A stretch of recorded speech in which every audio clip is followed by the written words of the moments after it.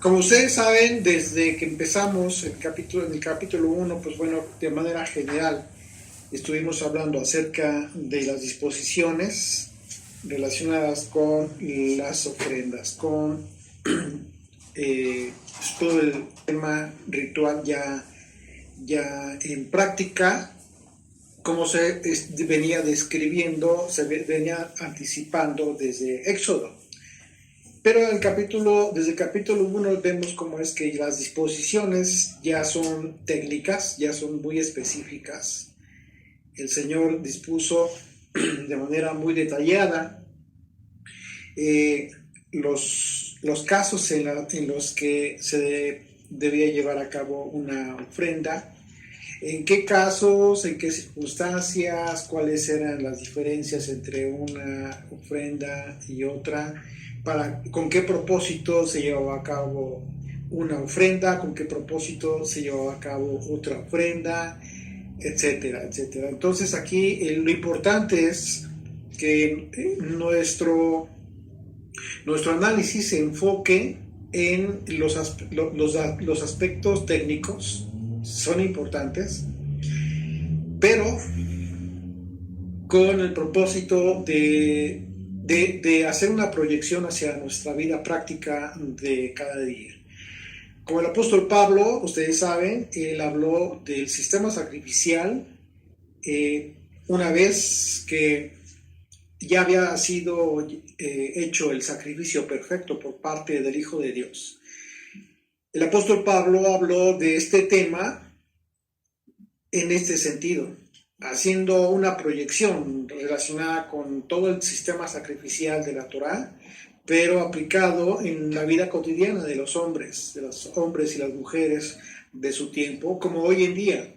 Sobre todo hoy en día que todavía en el caso del apóstol Pablo, pues ellos todavía estaban cumpliendo con aspectos rituales específicos relacionados con todo el sistema sacrificial por causa de existir el templo de Jerusalén. Pero a partir de que el templo de Jerusalén fue destruido, entonces todas estas enseñanzas del maestro de Yeshua, de Jesucristo, que también fueron expuestas por los apóstoles conforme a la doctrina de Yeshua, de Jesucristo, pues hoy en día se confirma con muchísima más razón, se afirma efectivamente toda esta enseñanza, considerando desde luego que toda esta disertación de Jesucristo y de los apóstoles iba enfocada en el tiempo en que ya no existiera el templo de Jerusalén.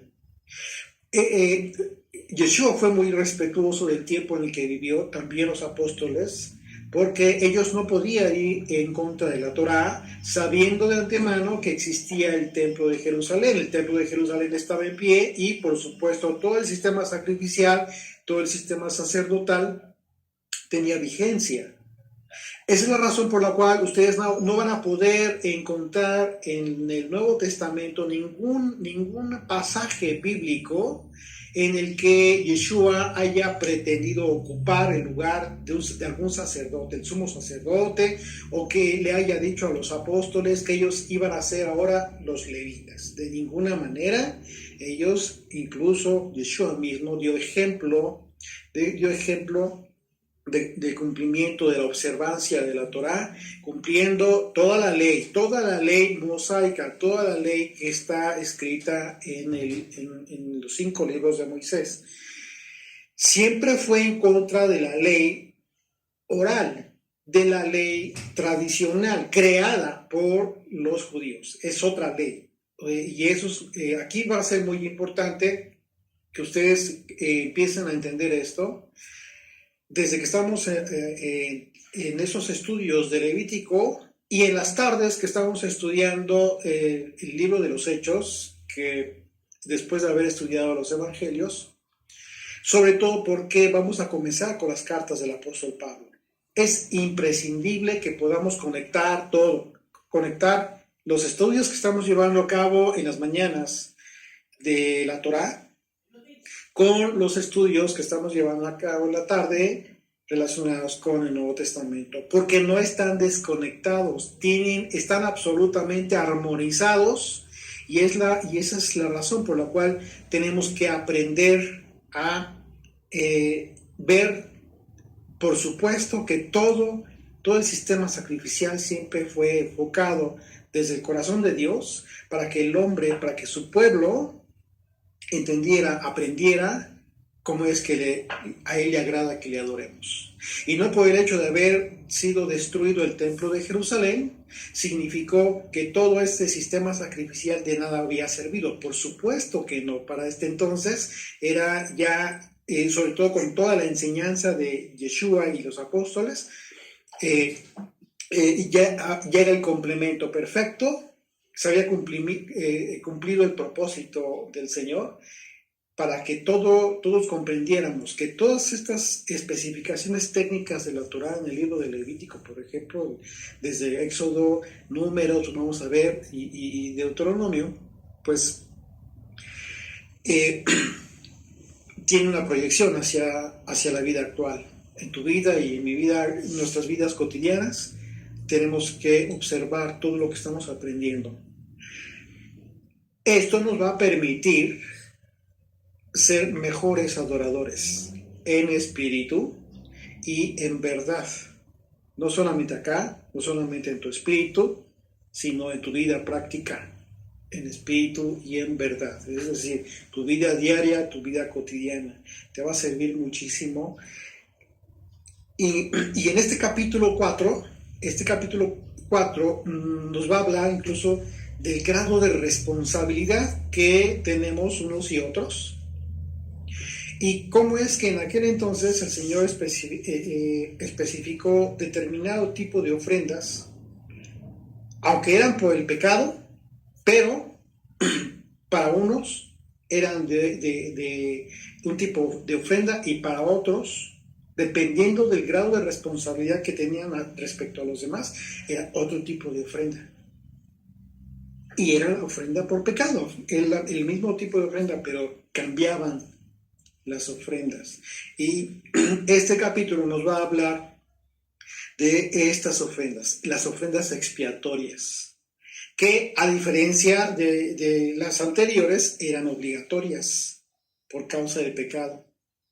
Así es de que esta característica de obligatoriedad constituye la principal diferencia de las ofrendas que se describen en los primeros 3 capítulos del libro de Levítico, las cuales eran voluntarias, como desde un principio lo comentamos, como desde el capítulo 1. Y bueno, en este sentido, vamos a ver que existen diferentes tipos de pecado que la ley clasifica según la intencionalidad de la acción.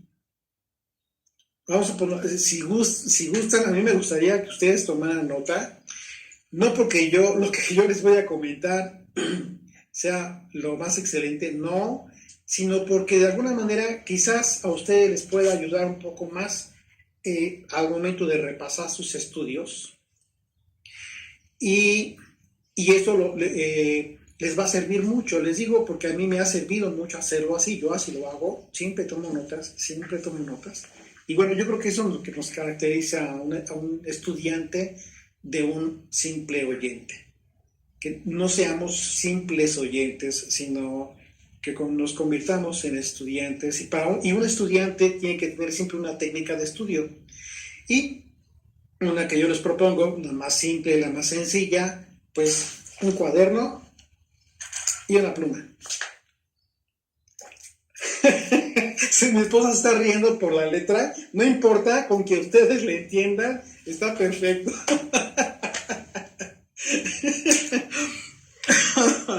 Ok, sí les decía, así es de que bueno, tomen nota de esto.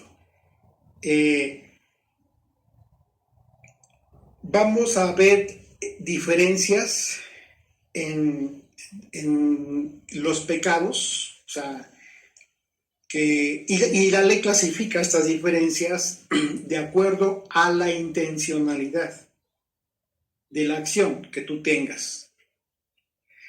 Pero por otro lado también vamos a confirmar que estas ofrendas que se nos describen en este capítulo, solo podían expiar pecados cometidos por yerro.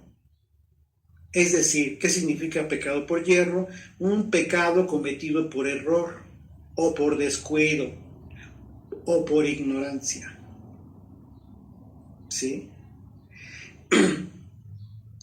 Lo que nos indica que los pecados que eran cometidos intencionalmente, con cierta perversidad, otro concepto importante, por favor, el grado de perversidad, para estos no existía ofrenda capaz de expiar. Y la razón pues tiene lógica si consideramos que la diferencia entre una actitud y otra la define el grado de perversión que exista en las personas, que está conectado con el grado de intencionalidad con que se cometen las acciones. ¿Ok? Entonces, este principio tiene todo el sentido, ¿sí? Tiene toda la lógica si somos conscientes de que Dios no cambia y que por esta característica de Dios es que al leer la carta a los Hebreos entendemos que desde el tiempo en que fue establecido el sistema sacrificial, el Señor estableció esta regla que jamás cambiaría. Nadie podría pisar la sangre del sacrificio de un inocente. Desde aquel tiempo, desde el tiempo del sistema sacrificial. En aquel entonces, un animalito era sacrificado, pero desde hace más de 2000 años fue el Cordero de Dios. Y aunque pudiéramos pensar que la sangre sí tuvo el mismo propósito de expiación, la diferencia fue que la expiación generada por la sangre del Cordero de Dios fue para siempre. Este sacrificio selló el sistema sacrificial, la suspensión de todo sacrificio que el Señor, que el Padre Celestial aceptaría de su pueblo. Acompáñenme a la carta a los Hebreos, por favor. Hebreos capítulo 10, vamos a leer desde el versículo 26 al 31. Vamos a ver cómo es que el autor de la carta a los Hebreos, desde este entonces, estaba ya vislumbrando que el templo, que la profecía de Yeshua acerca de la desaparición del templo de Jerusalén, de su destrucción, se cumpliría en cualquier momento. Y es en ese sentido que el autor de la carta a los Hebreos escribe en forma de vislumbrando este aspecto ya en el caso de qué fue lo que sucedió con Yeshua, o qué es lo que sucede hoy en día a partir de que Él ascendió al Padre. Dice del versículo 26, Hebreos 10, porque si pecáremos voluntariamente, después de haber recibido el conocimiento de la verdad, ¿de qué está hablando? El conocimiento de la verdad. Una vez que ya conoces la ley, una vez que ya conoces la forma verdadera de vida que debe tener todo hijo de Dios, ya no queda más sacrificio por los pecados. Si tú ya eres consciente de la ley, de la voluntad de Dios acerca de cómo debemos vivir, pero voluntariamente pecas sabiendo que estás transgrediendo esa voluntad divina, ya no hay más. Ya no hay más sacrificio por los pecados. ¿Por qué? Pues no puede volver a morir Yeshua. Imagínate tú llevando un animalito, eso sería una abominación. Verso 27, sino una horrenda expectación de juicio y de hervor de fuego que ha de devorar a los adversarios. ¿Quiénes son los adversarios? Estos que pecan voluntariamente. ¿Por qué? Porque si pecan voluntariamente, transgreden voluntariamente lo que está escrito conforme a la voluntad de Dios. Entonces son adversarios de Dios, son adversarios de su voluntad. Verso 28, el que viola la ley de Moisés por el testimonio de 2 o 3 testigos muere irremisiblemente. ¿cuánto mayor castigo pensáis que merecerá el que pisoteare al Hijo de Dios? Fíjate cómo lo expone.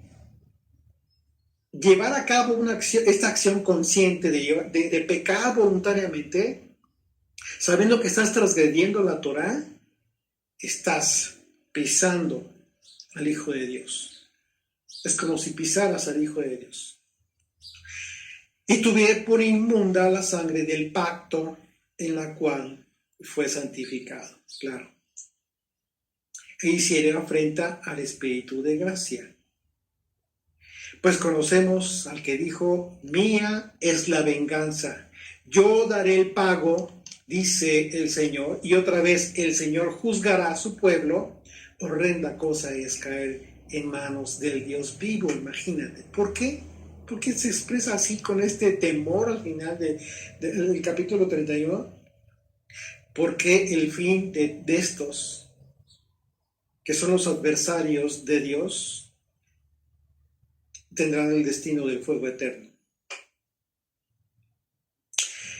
Así es que si alguno consideraba que los pecados que se cometían conscientemente de su transgresión podían ser expiados solo con una ofrenda, en aquel entonces, pues en realidad no tenía ningún efecto.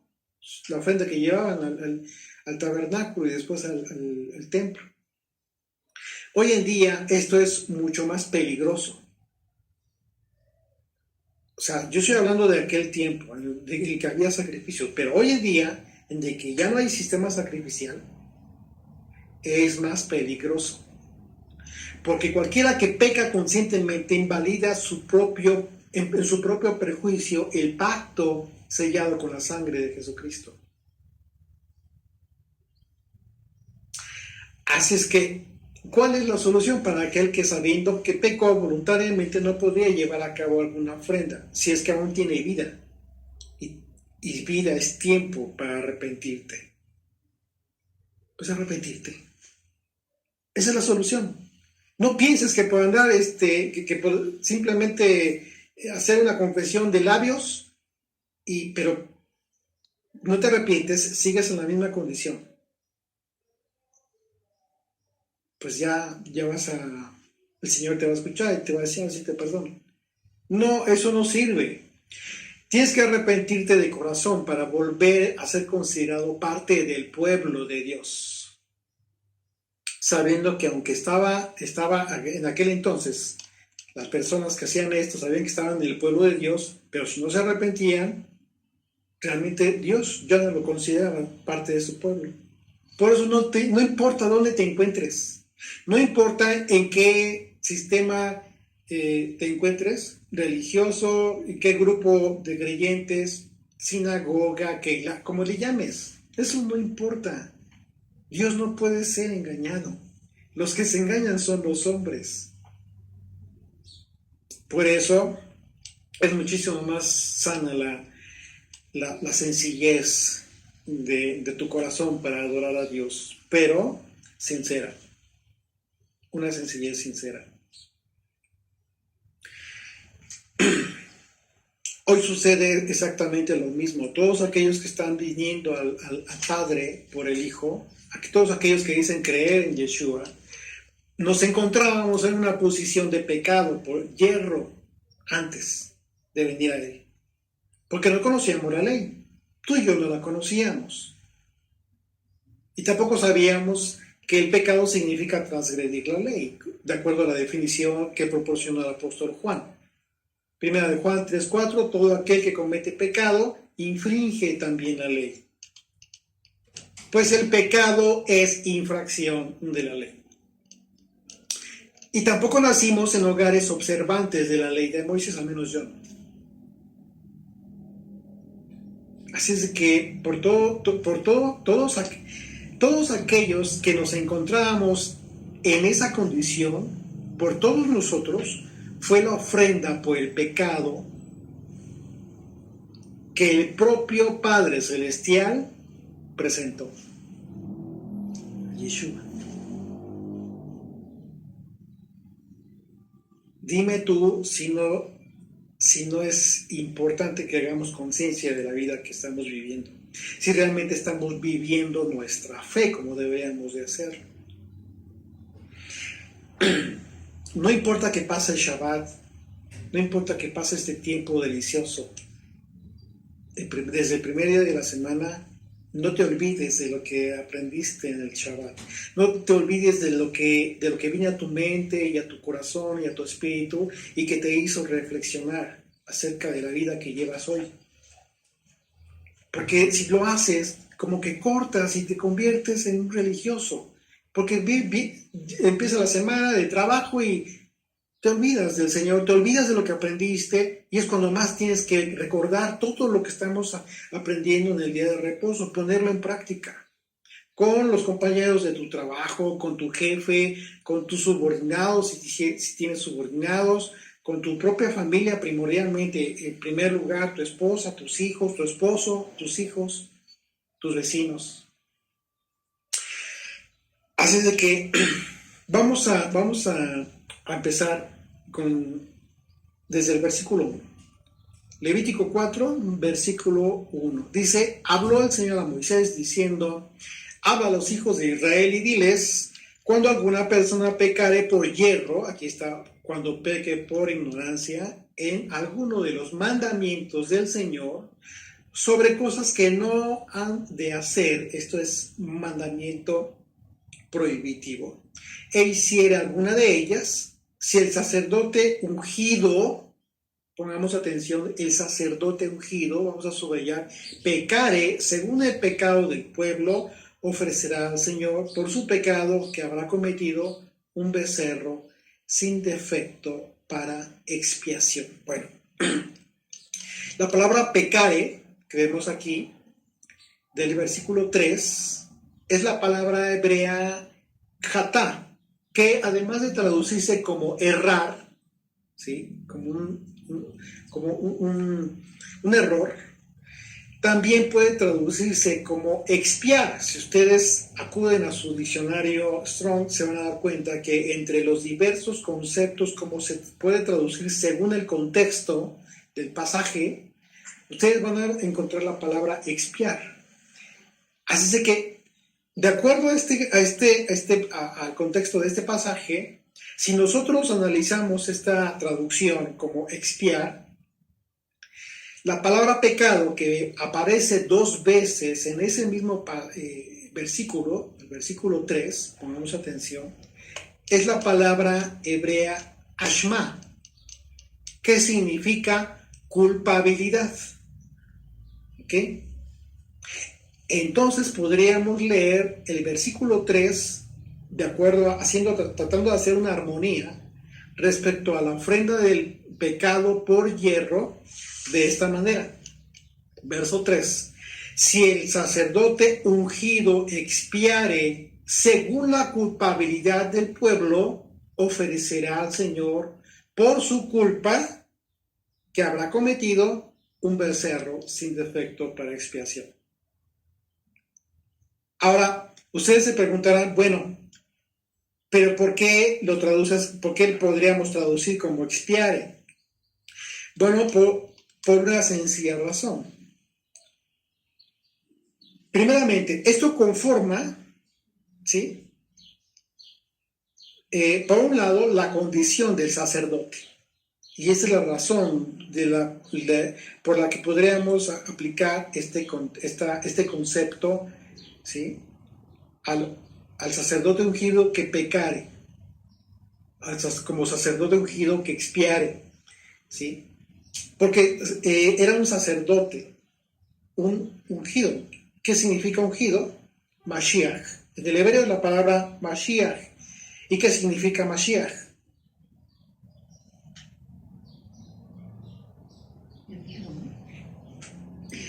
Significa porque es Yeshua HaMashiach, Jesucristo el Salvador, el libertador, el que expía.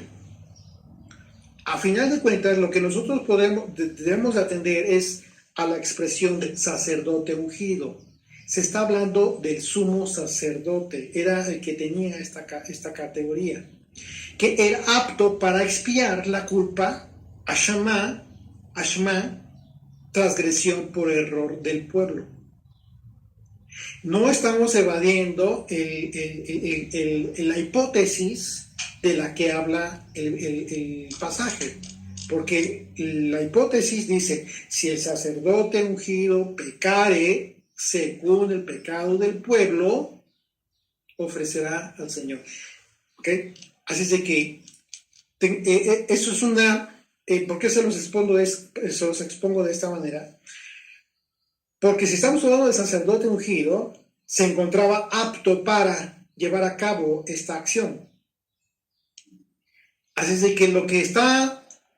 ¿A quién representa el sumo sacerdote en un momento dado? Delante de Dios en las ofrendas. Al pueblo. ¿Sí? Así es de que pongamos atención a estos conceptos, porque más adelante los vamos a entender mejor. Bajo este entendimiento podemos ver la sombra profética de Yeshua. De esta manera se nos hace un poco más claro ver esta sombra profética de Yeshua, que siendo el Mashiach, ¿sí?, el Salvador, el ungido de Dios, es el que expió del pecado al mundo. ¿Ok? Pero en este caso específico, él mismo fue el sacrificio por causa del pecado. Es decir, esta acción se encuentra invertida. ¿Sí? En el caso de Yeshua, el pecado de Israel vino sobre el Mesías, sobre el Mashiach, sobre el ungido de Dios. Y su justicia vino sobre Israel. De esta manera, el sentido correcto de la ofrenda cumplía con el propósito en un orden establecido según la voluntad de Dios. Es decir, si el pecado en general es una ofensa contra Dios, cuando el hombre peca contra los hombres, su primera y principal ofensa, ¿contra quién es? Contra Dios. De manera general, el pecado, de manera general, es una ofensa contra Dios. Ofendes a Dios primeramente porque estás transgrediendo su voluntad. Y ese es el medio para ofender a los hombres. En primer lugar, ofendes a Dios. Ahora bien, esto significa que cuando se lleva a cabo el sacrificio, se llevaba a cabo el sacrificio, se hacía una confesión, recordemos, el pecado primeramente a Dios. Se confesaba, se llevaba a cabo el sacrificio y en ese momento se confesaba el pecado, se confesaba a Dios. Desde esta manera como funcionaba primeramente. Y ya después podría ser en un momento dado, tendrías también, vamos a ver más adelante en la Torah, que de hecho lo hemos visto desde Éxodo, que había leyes que te obligaban a resarcir el daño. Pero lo primero tenías que llevar a cabo esto. De otra manera no funcionaba. Tenías que estar primeramente atendiendo la forma en cómo atender la transgresión en contra de la voluntad de Dios, porque lo primero que para tú transgredir u ofender a un prójimo, te serviste de la transgresión a la Torah. En el caso de la parábola del hijo pródigo, por ejemplo, es un ejemplo de varios que hay en la Torah, en toda la escritura. La parábola lleva a cabo una confesión del hijo pródigo, que aunque fue delante de su padre terrenal, el hijo pródigo hizo una referencia a haber pecado primeramente contra el cielo, como referencia al Eterno. Dice Lucas 15, versículo 21, dice, y el hijo le dijo, Padre, he pecado contra el cielo y contra ti. Primeramente se refiere al cielo como una referencia a Dios, al Señor. Dice, y ya no soy digno de ser llamado tu hijo. Y vemos otras referencias en la escritura en donde incluso Jeremías, por ejemplo, Isaías, hacen esta referencia en ese sentido y en ese orden. ¿Cuál es la enseñanza? La enseñanza es que siempre debemos confesar y reconocer ante Dios nuestro pecado, primeramente, lo que nos va a permitir dirigirnos con nuestro prójimo para pedir perdón.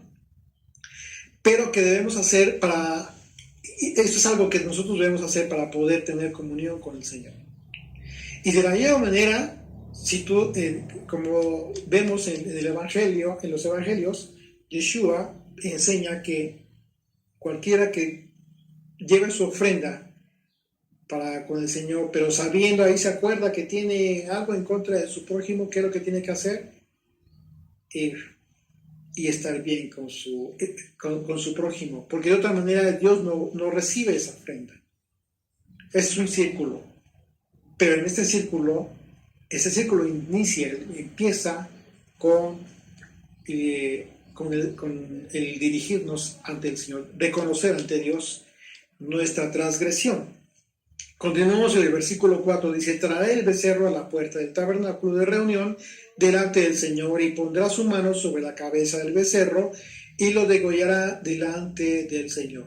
Y el sacerdote ungido tomará de la sangre del becerro y la traerá al tabernáculo de reunión. Bueno, si ustedes se dan cuenta, se está llevando a cabo de forma similar a como lo vimos en los capítulos anteriores.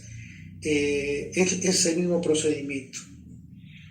Bueno, y vemos aquí que en el versículo 5 se refiere una vez más al sacerdote ungido, que es una referencia al sumo sacerdote, que era quien representaba al pueblo. En ese sentido, podemos ver una analogía de la función de los profetas, quienes siempre se identificaban con los pecados del pueblo.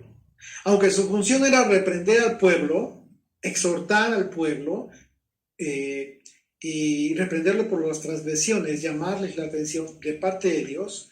Cuando oraban a Dios, los profetas se acercaban a Él como si fuesen uno más del pueblo en relación a los pecados por los que se estaba anunciando juicio por venir. Jeremías, por ejemplo, es lo que yo les comentaba hace un momento. Jeremías capítulo 3, versículo 25, dice: yacemos en nuestra confusión. Jeremías se está incluyendo con el pueblo, no por el hecho de que fue enviado por Dios para anunciar juicio al pueblo y exhortación, no significa que no se incluyera. No, él era el pueblo y se incluía. Yacemos en nuestra confusión y nuestra afrenta nos cubre, porque pecamos contra el Señor nuestro Dios. Nosotros, nuestros padres, desde nuestra juventud y hasta este día, y no hemos escuchado la voz del Señor nuestro Dios. ¿Se dan cuenta? Por supuesto que Jeremías estaba escuchando la voz de Dios, pero se está incluyendo con el pueblo. Se está doliendo con el pueblo. Y en ese sentido se refiere al Señor de esta manera. Así podemos entender cuando la Escritura hace referencia al pecado del sacerdote ungido. ¿Ok? Porque en realidad estaba representando al hombre y en consecuencia cargaba el pecado del pueblo. El mandamiento para poner la mano sobre la cabeza del becerro, como ya lo vimos anteriormente, implicaba, por un lado, que el hombre se estaba identificando con el animal que moría en lugar suyo por causa de su pecado. Y por otro lado, ese acto requería de la confesión del pecado que estaba provocando la muerte de ese animal inocente. Era tremendo.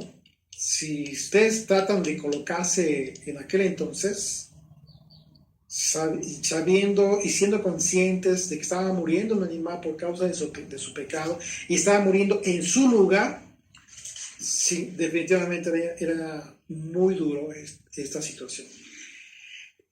Este principio se aplicaba a todos los sacrificios por el pecado. Así que la acción de imponer la mano era significativa porque el pecador, al confesar su pecado y apoyarse sobre la víctima, declaraba su fe en Dios, su confianza y su fidelidad al Señor, quien proporcionaría un sustituto para que llevara la culpa de su pecado. El castigo no consistía en traer el sacrificio, En realidad era la muerte. Y era el animalito el que sufría la muerte. Verso 6 dice, y mojará el sacerdote su dedo en la sangre y rociará de aquella sangre 7 veces delante del Señor hacia el velo del santuario. Y el sacerdote pondrá de esa sangre sobre los cuernos del altar del incienso aromático. Aquí vamos a poner atención porque en este caso se está hablando del pecado del sacerdote, en el que la sangre tenía que estar, el sacerdote con su dedo debe poner sangre de este sacrificio en los cuernos del altar del incienso. Vamos a ver más adelante que en otro tipo de pecador, los cuernos iban, la sangre untada iba sobre los cuernos, pero del altar de los sacrificios, fuera, no era ingresada esa sangre al lugar santo. Verso 7, y el sacerdote pondrá de esa sangre sobre los cuernos del altar del incienso aromático que está en el tabernáculo de reunión delante del Señor. Y echará el resto de la sangre del becerro al pie del altar del holocausto, ¿okay?, que está a la puerta del tabernáculo de reunión. Bueno, además de rociar la sangre delante del velo, el sacerdote ponía parte de la sangre sobre los cuernos del altar del incienso. Al hacerlo, tocaba cada cuerno y dejaba la huella de su sangre con su dedo. Así, este hecho hacía constar que se había cometido un pecado y que se había ofrecido un sacrificio. La sangre que colocaba sobre los cuernos era de un animal que llevaba la culpa del pecado y por lo tanto era sangre cargada de pecado. Verso 8. Y tomará del becerro para la expiación toda su grosura.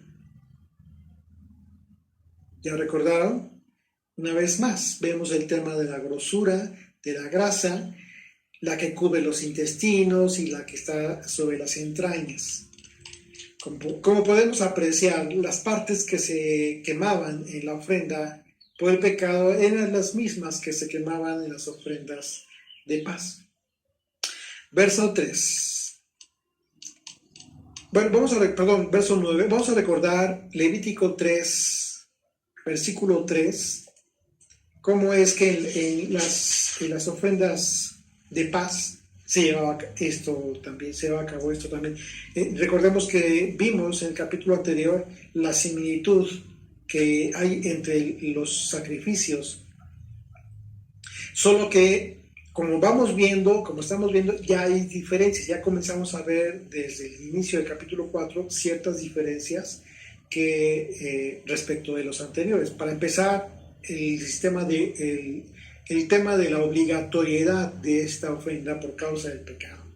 Dice Levítico 3, versículo 3, luego ofrecerá del sacrificio de paz como ofrenda encendida al Señor la grosura que cubre los intestinos y toda la grosura que está sobre las entrañas y los 2 riñones y la grosura que está sobre ellos y sobre los ijares, y con los riñones quitará la grosura y los intestinos que está sobre el hígado. Así es de que continuamos, se están dando cuenta que es lo mismo, se llevó a cabo el mismo procedimiento en este sacrificio. Verso 9 de Levítico 4 dice, los 2 riñones, la grosura que está sobre ellos y la que está sobre los ijares, y con los riñones quitará la grosura sobre el hígado. De la manera que se quita del buey del sacrificio de paz. Aquí está haciendo la referencia con toda claridad, de la misma manera. Y el sacerdote la hará arder sobre el altar del holocausto. Y la piel del becerro aquí, atención, dice, y la piel del becerro y toda su carne, con su cabeza, sus piernas, sus intestinos y su estiércol, en fin, todo el becerro sacará fuera del campamento a un lugar limpio donde se echan las cenizas, y lo quemará al fuego sobre la leña en donde se echan las cenizas será quemado. De manera que si toda la carne del animal con la piel y su estiércol eran quemados fuera del campamento, entonces lo que hacía expiación no era el cuerpo del animal sacrificado en sí, sino su sangre. Y solo la sangre derramada y aplicada conforme al ritual que acabamos de leer, expuesto en la ley, pues por ello vemos que solo era usada una parte de la sangre en el ritual. Lo que era colocada, la sangre era colocada en el altar, y por otra parte, de la sangre era vertida en el suelo, al pie del altar de los holocaustos. No se ocupaba esa sangre. En todas las ofrendas rige el mismo principio. No era suficiente traer el animal para el sacrificio y degollarlo, sino que su sangre debía ser rociada y puesta en los cuernos del altar por el sacerdote ungido. Esto nos refleja la visión profética en que Yeshua hizo esto. Vamos a ver Hebreos capítulo 9, por favor. Acompáñenme ahí en sus Biblias. Hebreos capítulo 9, versículo 12 dice: y no por sangre de machos cabríos, ni de becerros, sino por su propia sangre, entró él una vez y para siempre en el lugar santísimo, habiendo obtenido eterna redención. Y bueno, justo allí en el tabernáculo celestial, donde hoy se encuentra Yeshua, ejerce su función divina representando a Israel, al Israel que él expió con su sangre. ¿Okay? Hebreos capítulo 8, vamos a regresar un poquito más ahí en sus Biblias. Hebreos 8, versículos 1 al 3, dice: ahora bien, el punto principal de lo que venimos diciendo es que tenemos tal sumo sacerdote, el cual se sentó a la diestra del trono de la majestad en los cielos, ministro del santuario, servidor del santuario y de aquel verdadero tabernáculo que levantó el Señor y no el hombre. Porque todo sumo sacerdote está constituido para presentar ofrendas y sacrificios, por lo cual es necesario que también éste tenga algo que ofrecer. Y bueno, súper conectado toda la carta a los hebreos con todo el sistema sacrificial, porque pues es precisamente la proyección para el tiempo en el que ya no estaría en funciones el templo de Jerusalén. La expiación de Yeshua fue necesaria, por eso tuvo que morir el Hijo de Dios. Fue necesaria al mismo grado que la expiación que se llevó a cabo con el primer cordero sacrificado desde el tiempo de la esclavitud en Egipto, para ser liberado. Esto es, desde el primer Pesaj, previo a su liberación. Y hablando de Pesaj, estamos muy contentos porque estamos cerca. Hoy es día 6 de marzo del 2021. Digo la fecha a propósito porque queda grabado.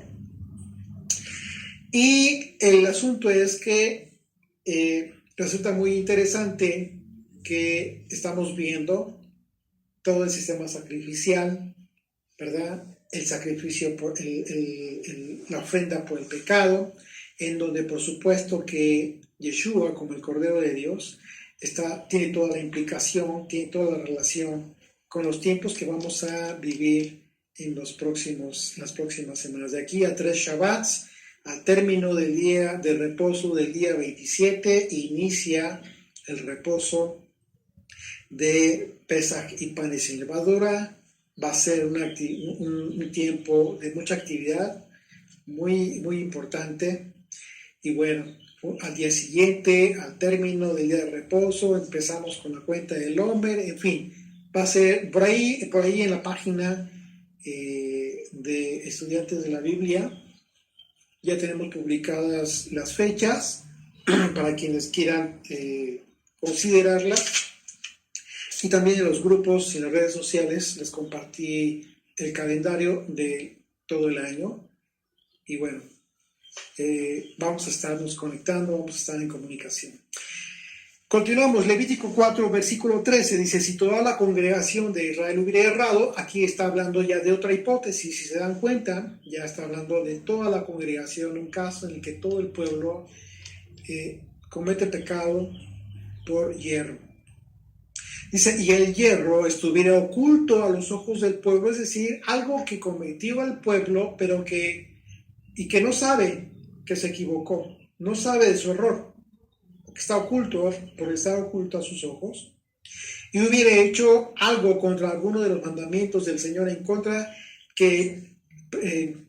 cosas que no se han de hacer, y fueran culpables, luego que llegue a ser conocido el pecado que cometieren, la congregación ofrecerá un becerro por expiación y lo traerán delante del tabernáculo de reunión, y los ancianos de la congregación pondrán sus manos sobre la cabeza del becerro delante del Señor, y en presencia del Señor degollará aquel becerro, y el sacerdote ungido meterá de la sangre del becerro en el tabernáculo de reunión, y mojará el sacerdote su dedo en la misma sangre y rocerá 7 veces delante del Señor hacia el velo. Si se dan cuenta, es el mismo procedimiento.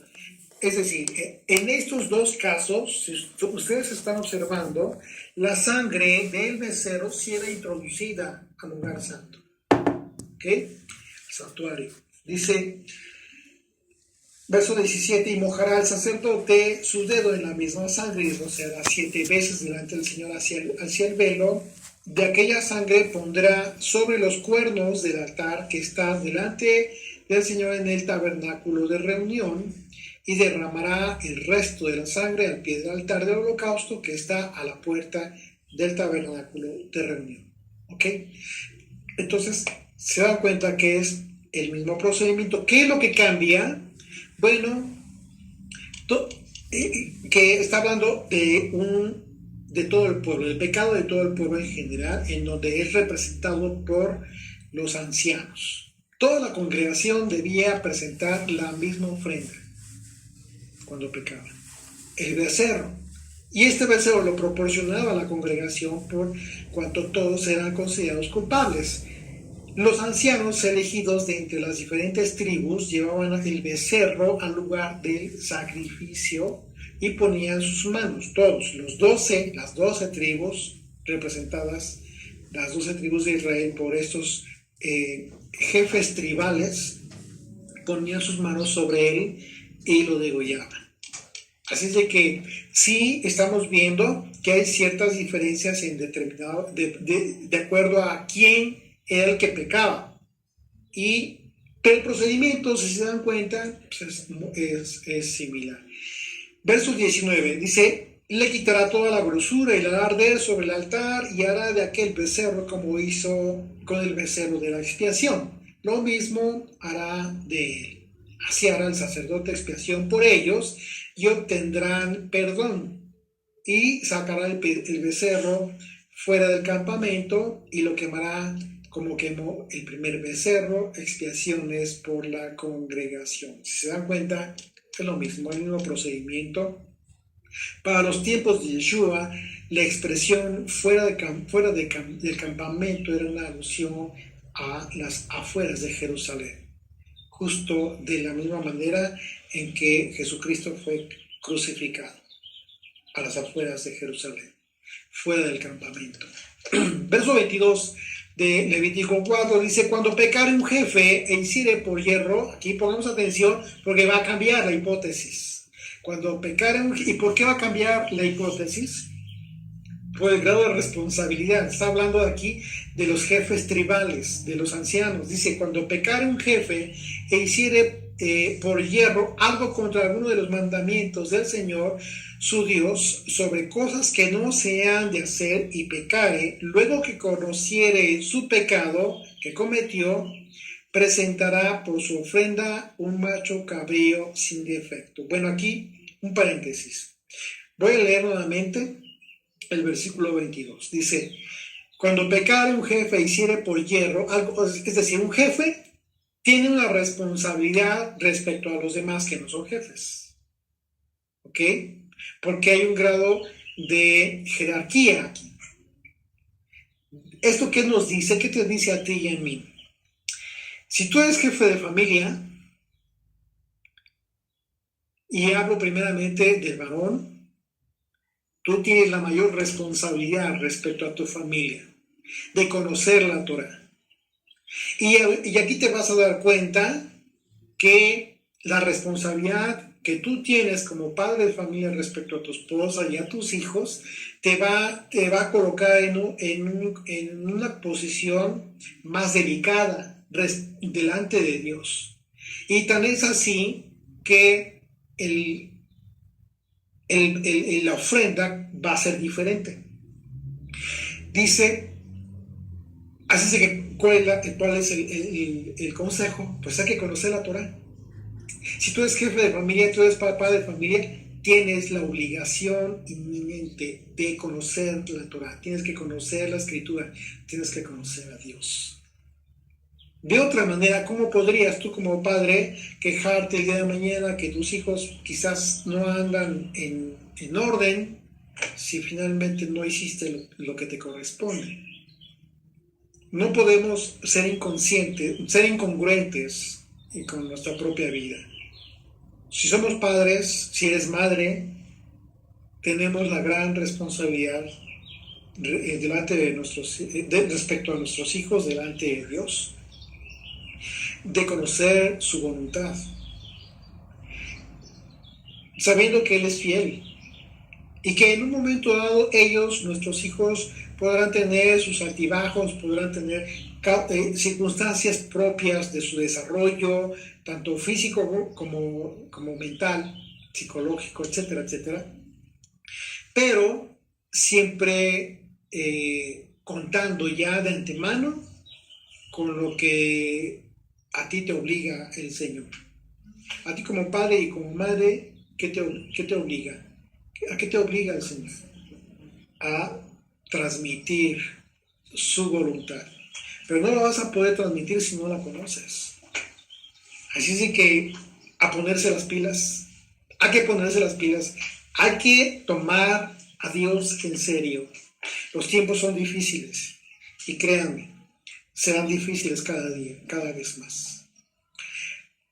Mucha gente que quiere evadir lo que está sucediendo en el mundo, sueña con una falsa esperanza, dice, no, esto va a pasar, la pandemia va a pasar.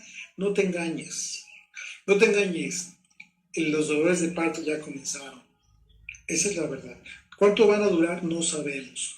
Y yo les aconsejo que no escuchen vaticinios de que para tal fecha ya, eso es una mentira. El Señor dijo que ni los propios ángeles saben el tiempo y el día y la hora en que esto suceda, el regreso del Señor. Todos clamamos por el regreso, sí, pero tiene que suceder para esto el cumplimiento de lo que Jesucristo mismo profetizó. Y esto que estamos viviendo, amigos, solamente es el principio de dolores. Así es de que no nos engañemos, mi consejo es ese, no nos engañemos y pongámonos las pilas. Porque sabiendo de antemano que el tiempo en este mundo es muy corto. Y lo que hacemos en realidad, a lo que les estoy exhortando, es que nos preparemos y preparemos a nuestros hijos para la vida eterna, que es la que vale, es la que verdaderamente vale la pena. Dice verso 23, luego que conociera su pecado, este jefe tribal, que no conocía que había pecado, que cometió el pecado, presentará por su ofrenda un macho cabrío sin defecto. ¿Se dan cuenta que cambió la ofrenda? Ya no es un becerro, aquí es un macho cabrío. ¿Qué diferencias tú podrías ver entre un becerro y un macho cabrío?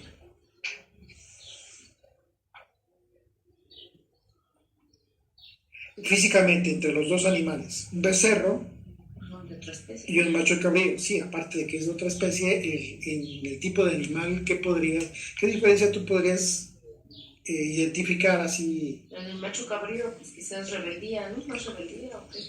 Más fuerza, a lo mejor, no sé. Ok. El tema de la rebeldía también, de la fuerza, etcétera, carácter. El becerro también tiene mucha fuerza. Sí, pero es más dócil, ¿no? Exactamente.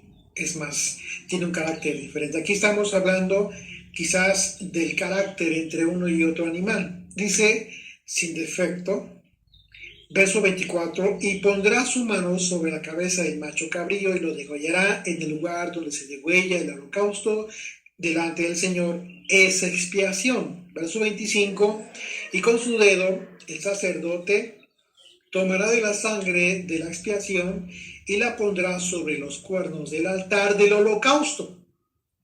¿Ya se dieron cuenta?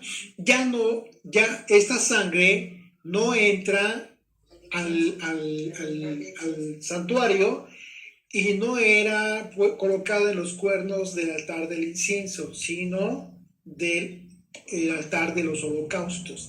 Y derramará el resto de la sangre al pie del altar del holocausto, igual, eso sí, igual en el mismo lugar.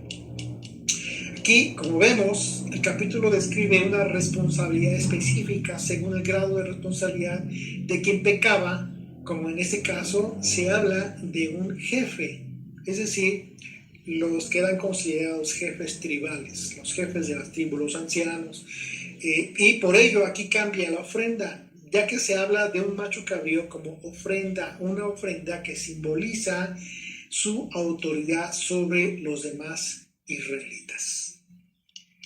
Esto, aplicado hoy en día, es muy importante. No va a aplicar para las congregaciones. No hay que engañarse, ¿eh? No empiecen a empezar en congregaciones y el pastor fulano o el líder fulanito de tal, que me cae re bien, es el líder. No aplica en ese sentido. Te voy a decir por qué, te voy a explicar por qué. Estamos en la dispersión hoy en día entre todas las naciones del mundo y lo que hacemos es congregarnos de repente o eventualmente, si es posible, pues para tener un tiempo de comunión. Esto es importante hacerlo siempre que sea posible. Pero la responsabilidad de la que se está refiriendo el pasaje es una responsabilidad directa de ver por aquellos los que eres responsable. Yo por eso lo aplico a las familias. La pregunta es, ¿tú crees que un líder de X denominación o grupo o ministerio, quien sea, va a ser responsable al grado tal como debería ser el padre por su hijo? Pues claro que no. En aquel entonces, el tiempo del desierto y después el tiempo en que Israel, las 12 tribus estaban unidas como una nación, ¿sí? Era diferente y lo hemos analizado desde el principio de la Torá, cómo es que el Señor estableció mandamientos considerando esta hipótesis, la hipótesis en la que el pueblo estaba unido, ¿sí? Y de repente llegaban extranjeros a querer vivir con ellos y si cumplían con ciertas normas y si aceptaban al Dios de Israel, etcétera, eran recibidos, etcétera, etcétera. Las reglas de la Pascua, en fin, cosas que vamos a repasar una vez más próximamente, para el tiempo de la fecha, de la fiesta de la Pascua. Pero las hipótesis eran totalmente distintas. En aquella entonces la relación de un jefe tribal con todo su pueblo, todas las personas de la tribu, era muy íntima. O sea, era totalmente diferente. Hoy no es lo mismo. Sí hay una responsabilidad espiritual, por supuesto que sí, de un sacerdote, de un pastor, de un líder, etcétera, de alguien que tenga un ministerio. Tiene una responsabilidad, por supuesto que sí, pero no puede hacer nada para llevar a cabo la acción que llevaban a cabo los jefes tribales. Por ejemplo, la imposición de sanciones. Tú no puedes hacer eso. ¿Cómo puede? Cambia totalmente todo el esquema. Entonces hay que ubicarnos en ese sentido. En aquel entonces era de esta manera. Hoy sí aplica, sí, por supuesto que sí aplica en tu familia. Eso sí, lo más seguro. Es el vínculo más seguro, el más perfecto, en donde esta hipótesis se puede aplicar muy bien. Otra diferencia de esta ofrenda es que en este caso la sangre del macho cabrío pues no era llevada al santuario, como el caso de la sangre del becerro, sino que en este caso la sangre era colocada en los cuernos del altar del holocausto. Continuamos, verso 26 dice: y quemará toda la grosura sobre el altar como la grosura del sacrificio de paz. Así el sacerdote hará por él expiación de su pecado y tendrá perdón. En todos los casos, ya fuera del holocausto, ya fuera la ofrenda de paz o ofrenda por el pecado, la grasa especificada que era quitada de los animales era quemada sobre el altar. Y un dato curioso es que no se describe lo que se hacía con la carne del animal, en este caso del carnero. Pero de acuerdo a lo que se especifica más adelante en el capítulo 6 de Levítico, el sacerdote recibía la carne y debía comer en el lugar santo, en el atrio del tabernáculo. Si ustedes se dieron cuenta, no se especifica que la piel y la carne y el estiércol sería llevado a quemar fuera, ¿no? En este caso del macho cabrío no se hace esa referencia en la escritura. Así es de que quizás haya aplicado en su momento lo que se describe en el capítulo 6, versículo 26 de Levítico, que dice: el sacerdote que la ofreciere por el pecado, la comerá en el lugar santo, será comida en el atrio del tabernáculo de reunión. Y se habla del macho cabrío. Verso 27, continuamos, Levítico 4, dice: si alguna persona del pueblo pecare por yerro, haciendo algo contra alguno de los mandamientos del Señor, en cosas que no se han de hacer, y delinquiere. Bueno, aquí ya vamos a otra hipótesis, es decir, a los individuos en particular, a los israelitas en particular en aquel entonces. Ya no se habla del pecado del sacerdote, ya no se habla del pecado del pueblo, ya no se habla de los jefes, sino de un israelita común y corriente que estaba, y que significa que estaba en igualdad de circunstancias que un líder tribal. La única diferencia es que el líder o jefe ofrendaba un macho cabrío y un israelita común ofrendaba una cabra o una oveja. El apóstol Pablo, hablando de las circunstancias de su pecado, antes de ser llamado, recordarán, ¿cuál fue el pecado del apóstol Pablo? Perseguir a Yeshua, como él mismo lo expresó el Señor.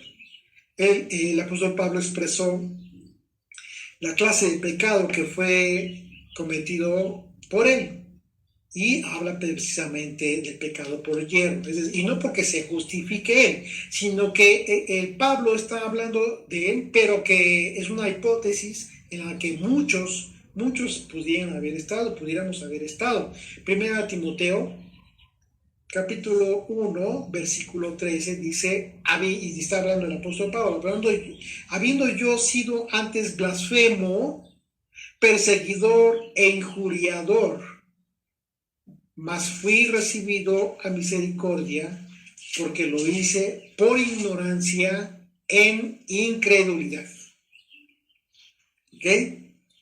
Es decir, está hablando del pecado por yerro, del que fue objeto el apóstol Pablo, y bueno, a pesar de esto, como él mismo lo dice, fue recibido a misericordia. ¿Por qué? Por el arrepentimiento. Por el arrepentimiento, y habla de la incredulidad. A partir de que ya no tuvo argumentos para ser incrédulo, el apóstol Pablo creyó y en consecuencia dejó de ser ignorante de lo que estaba transgrediendo. Con toda y la super instrucción que recibió durante toda su formación religiosa el apóstol Pablo, de esta manera se identifica. Una vez más confirmamos lo que él mismo dijo en otro pasaje: todo lo tuvo por basura. Continuamos, el versículo 28 del Levítico 4 dice: luego que conociere su pecado que cometió, traerá por su ofrenda una cabra sin defecto por su pecado que cometió, y pondrá su mano sobre la cabra sobre la cabeza de la ofrenda de la expiación y la degollará en el lugar del holocausto. Luego con su dedo el sacerdote tomará de la sangre y la pondrá sobre los cuernos del altar del holocausto. Igual, tendría que estar esta sangre fuera, en los cuernos del altar del holocausto, igual que la hipótesis de la ofrenda del jefe que había pecado. Y derramará el resto de la sangre al pie del altar, y le quitará toda la grosura, de la manera que fue quitada la grosura del sacrificio de paz, y el sacerdote la hará arder sobre el altar en olor grato al Señor, así hará el sacerdote expiación por él, y será perdonado. Y si su ofrenda fue por el pecado, y si por su ofrenda por el pecado trajere cordero, hembra sin defecto traerá. Y pondrá su mano sobre la cabeza de la ofrenda de expiación y la degollará por expiación en el lugar donde se degüella el holocausto. Después con su dedo el sacerdote tomará de la sangre de la expiación y la pondrá sobre sus cuernos del altar del holocausto, una vez más, en el altar del holocausto, y derramará el resto de la sangre al pie del altar. Y le quitará toda su grosura como fue quitada la grosura del sacrificio de paz, y el sacerdote la hará arder en el altar sobre la ofrenda encendida al Señor, y le hará el sacerdote expiación por su pecado que habrá cometido y será perdonado. Resulta muy interesante que la sangre debía ser colocada en los cuernos, en unos y otros casos, ya sea en el altar del incienso y en otros casos en el altar de los holocaustos. Recordemos que ya estudiamos en los capítulos de Éxodo, los últimos capítulos de Éxodo, lo que representan los cuernos, simbólicamente representan poder. Lo que podríamos nosotros entender esto es que la sangre colocada en los cuernos, a pesar de ser con motivo del pecado, ¿sí? Y tendrían que ser de animales puros, perfectos, sin defecto, etc. Pero, y esa es la razón por la cual la sangre tenía adquiría el aspecto simbólico del poder de la expiación por el pecado. Un poder que fue colocado justo en el momento de la expiación de la cruz de Jesucristo. Un poder de expiación que permanecería para siempre. Y en relación al pecado, el que lleva a cabo una acción desafiando a Dios, es muy importante que hagamos conciencia de esto. No tendrá el perdón del Señor de esta manera, si continúa toda su vida así. Aquel que es realmente consciente de la gravedad de su pecado, que piensa cometer y que aún así lo comete, ese no tendrá perdón. Aquí hay una perversidad importante. La blasfemia contra el Espíritu de la Santidad no tiene jamás perdón de igual manera. La blasfemia contra el Espíritu Santo no tiene perdón, y lo dijo Yeshua, sino que produce una culpa para juicio eterno. Los que vieron los milagros de Yeshua, ¿sí? Y luego decían que esos milagros eran de origen satánico por Belcebú, etc., pues esos no podían obtener el pecado por tal blasfemia, como hoy en día. Eso no ha cambiado.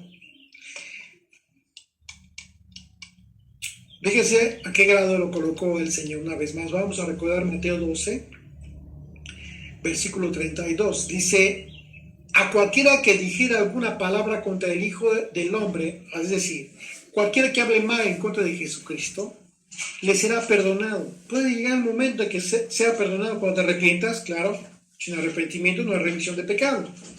Pero al que hable contra el Espíritu Santo, no le será perdonado, ni en este siglo, es decir, ni en el tiempo del gobierno del hombre, ni en el venidero, tampoco en el tiempo del reinado del Mesías.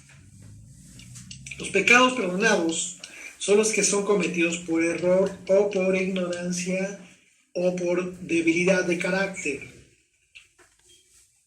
Por ejemplo, tú tienes una debilidad de carácter